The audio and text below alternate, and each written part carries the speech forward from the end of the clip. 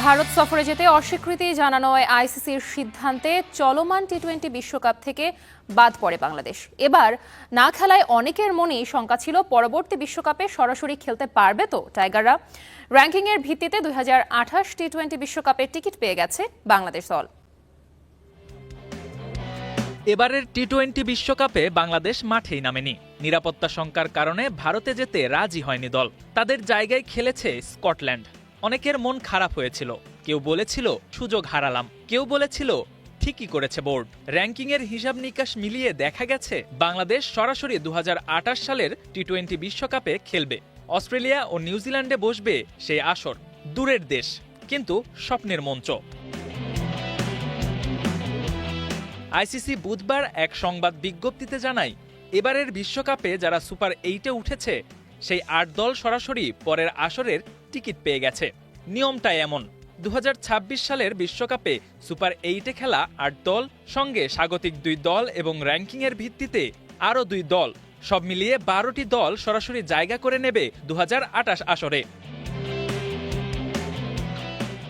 এবার সুপার 8-এ উঠেছে Bharat, England, Pakistan, South Africa, Sri Lanka, New Zealand, West Indies ও জিম্বাবুয়ে। তারা সবাই নিশ্চিত হয়ে গেছে। অস্ট্রেলিয়া এবার গ্রুপ পর্ব থেকেই বাদ পড়েছিল, কিন্তু 2028 বিশ্বকাপের স্বাগতিক হওয়ায় তাদের জায়গা নিয়ে কোনো প্রশ্ন নেই। স্বাগতিক মানেই সরাসরি সুযোগ। নিউজিল্যান্ড সুপার 8-এ উঠেছে, ফলে র্যাঙ্কিং থেকে সুযোগ পাবে 3টি দল। সেই 3টি দলের তালিকায় আছে বাংলাদেশ, আফগানিস্তান ও আয়ারল্যান্ড। মানে মাঠে না খেলেও হিসাবের খাতায় বাংলাদেশ এগিয়ে আছে। র্যাঙ্কিংয়ের কাট অফ সময় ধরা হয়েছে আগামী 9 মার্চ। সেদিন হবে বিশ্বকাপের ফাইনাল।